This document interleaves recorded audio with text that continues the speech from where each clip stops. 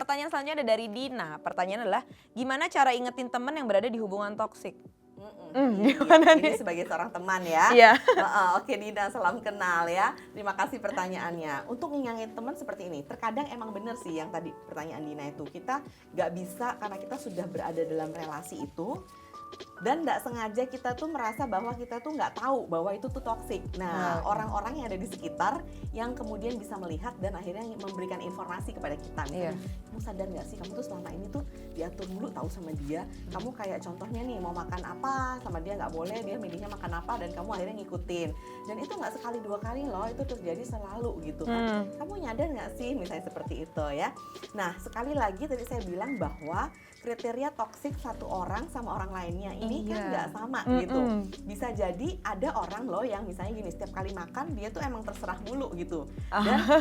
Dan ada orang yang tipenya emang tipe followers atau di guidance itu lebih nyaman gitu kan, ada seperti itu. Jadi terkadang orang lain yang melihat misalnya, ih kok dia selalu diperintah dan oke aja, menurut aku toksik, tapi belum tentu menurut dia toksik loh. Menurut dia siapa tahu ya dia emang sosok yang perlu untuk tentukan pilihannya apa, ada loh seperti itu. Berarti kita sebagai teman harus samain dulu. Iya, samain dulu ya, nggak boleh main ngasih tahu aja ya. Ngasih taunya caranya harus halus nih, misalnya gini, ini kalau udah sahabatan kan lebih enak nih ngomongnya kan, misalnya contohnya, sorry nih aku mau ngomong nih ya, kan setiap kali pergi aku selalu lihat dia nentuin pergi kemana, makan apa, dan kamu iya terus, emang kamu oke ya sama itu semua? Tanyain dulu.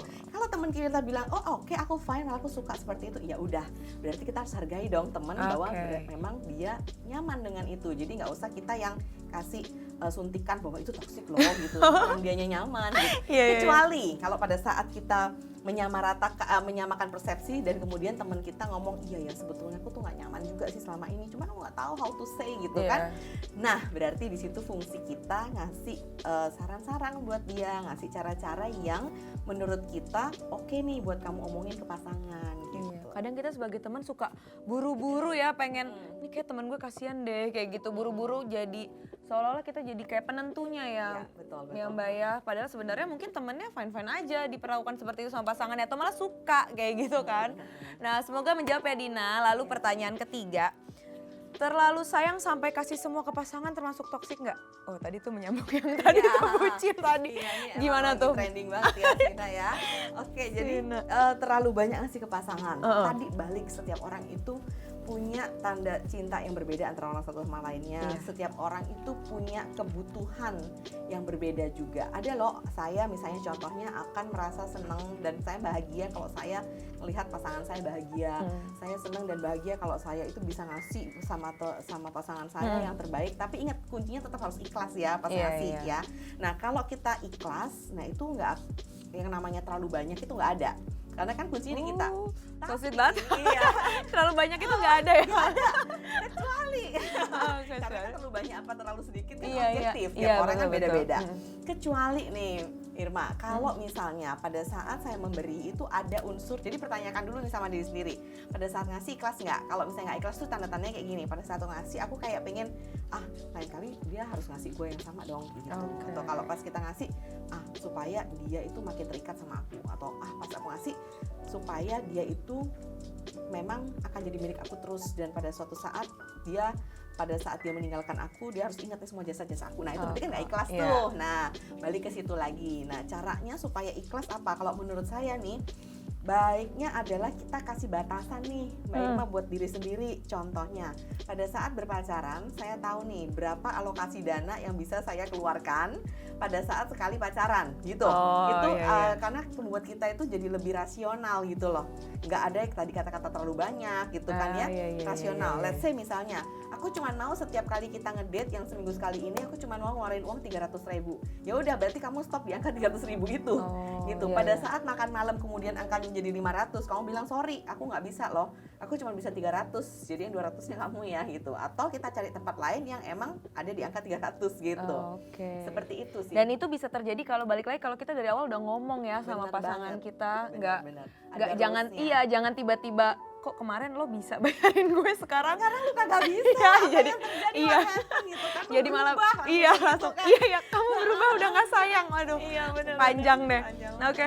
balik lagi nih Mbak, jadi sebenarnya aku boleh katakan nggak sih bahwa perspektif toxic relationship itu adalah perspektif personal, betul Iya, atau enggak? betul banget, personal. Karena kan tergantung siapa yang terima, siapa yang memperlakukan gitu. Dan bagaimana saya sebagai seseorang punya persepsi saya tuh diperlakukan seperti apa dan saya merasa apa gitu kan. Oke. Jadi akhirnya itu semua menjadi berbeda satu Iya. orang sama orang lainnya.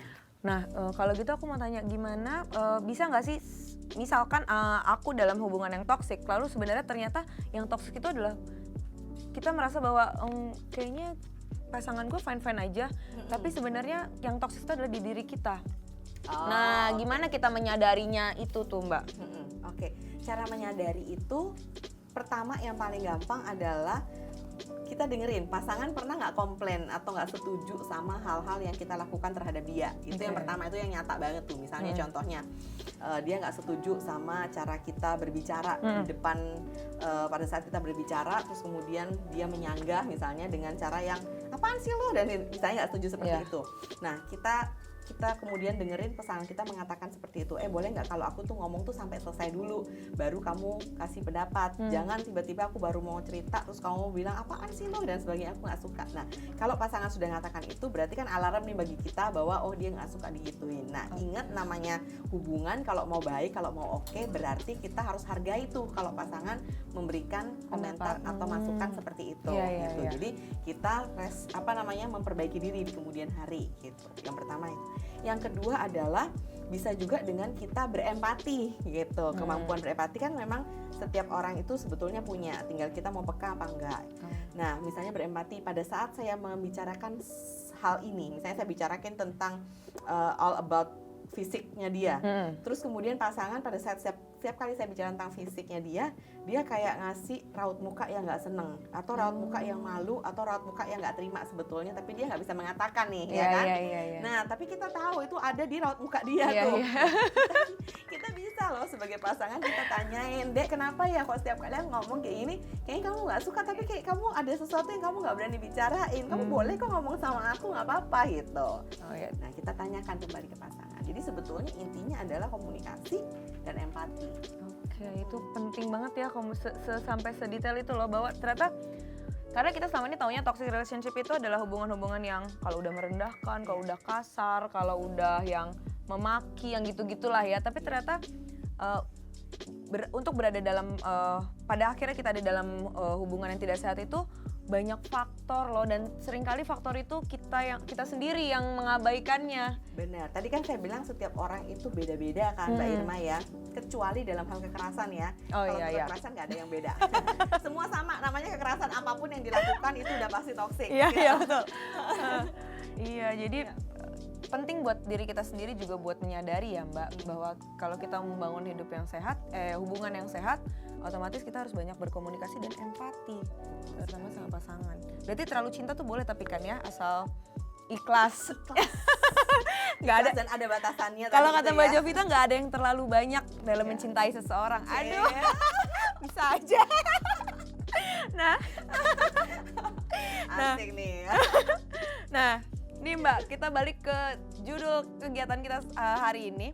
Hubunganku toksik bisa berubah nggak? Karena banyak banget orang-orang yang terjebak, khususnya perempuan terjebak dalam hubungan yang toksik itu.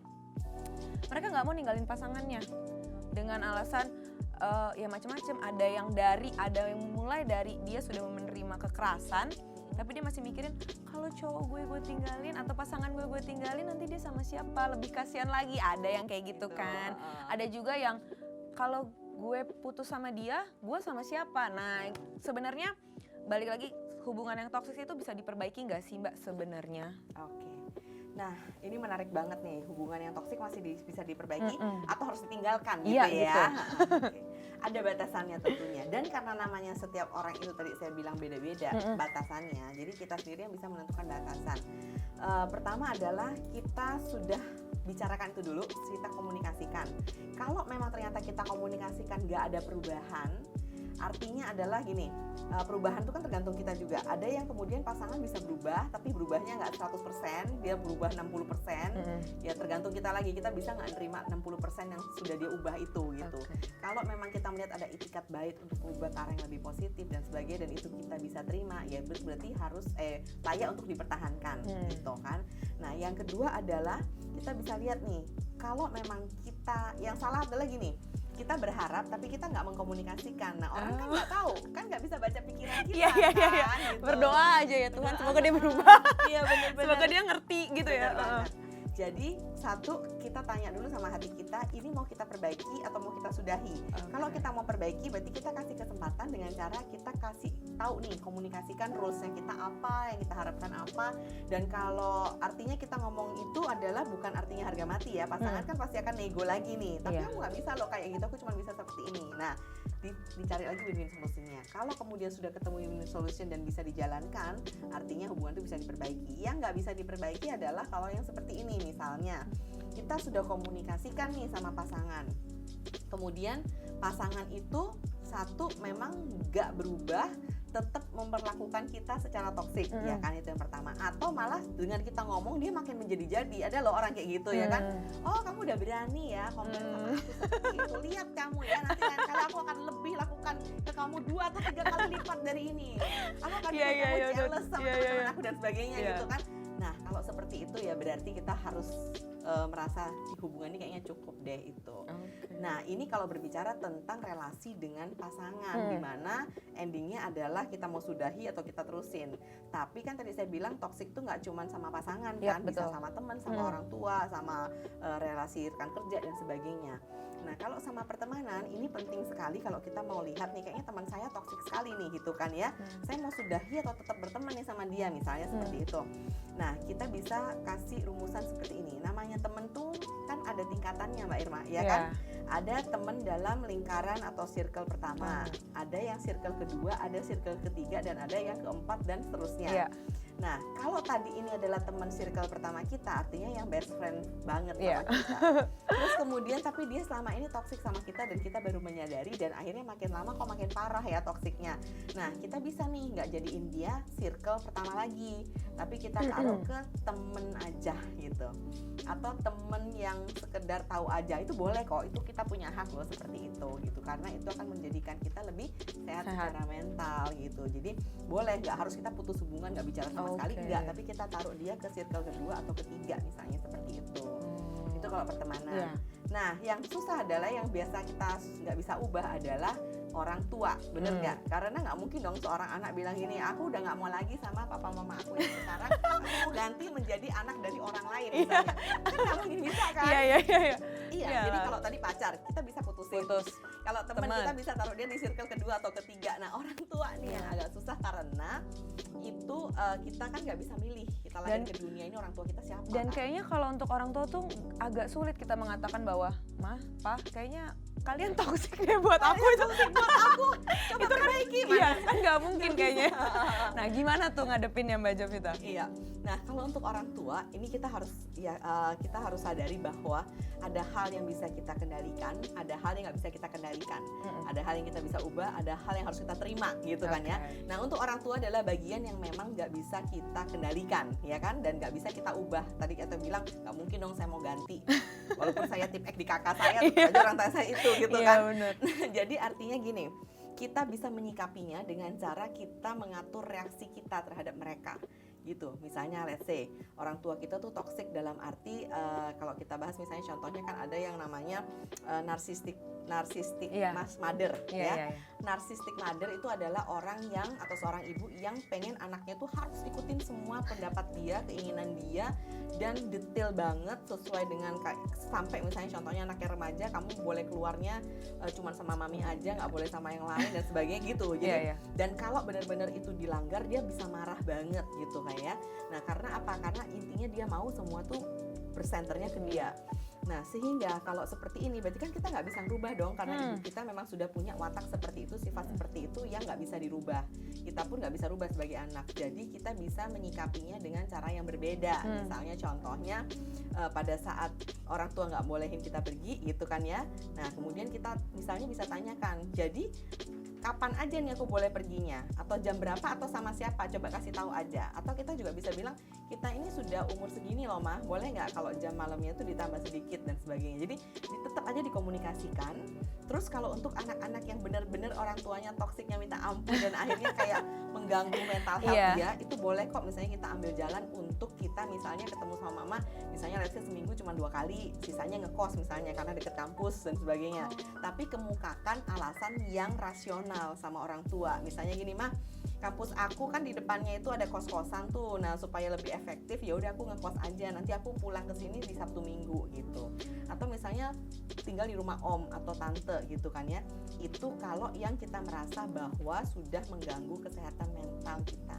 Itu termasuk kabur nggak sih Mbak? Enggak, asertif. Karena apa? Karena kan dia mengatakan kepada orang tuanya. Kalau kabur kan gue nggak ngomong apa-apa, gue sembunyi-sembunyi. Iya, nah, ngekos ya ngekos. gitu. Tapi kalau ini kan jelas batasannya. Aku mau ngekos karena lebih dekat sama kampus. Ya memang berarti carinya ya benar-benar dekat kan. Terus kita bilang nanti aku akan pulang kok, tapi di Sabtu sama Minggu. Nah kita ya benar-benar pulang di Sabtu sama Minggu. Jadi satu sisi kita tetap menghormati mereka sebagai orang tua gitu kan. Kita tahu batasan bahwa kita sebagai anak memang harus tetap ada sama orang tua kalau memang itu keinginan orang tua. Tapi kita tahu bahwa ada waktu sisa buat memang diri kita sendiri untuk grow up gitu. Betul. Oke, menarik juga ya ternyata. Kirain cuma kirain hubungan antara ya khususnya antara orang tua dan anak itu biasanya adalah hal yang paling sulit untuk diperbaiki ya, karena itu tadi orang tua selalu merasa mereka lebih senior gitu kan, lebih duluan, dan anak-anak ini adalah sudah dibawa dari lahir, dibesarkan kayak gitu. Tapi ternyata ada banyak cara kok buat kita keluar dari hubungan toksik di keluarga ya Mbak Jovita ya.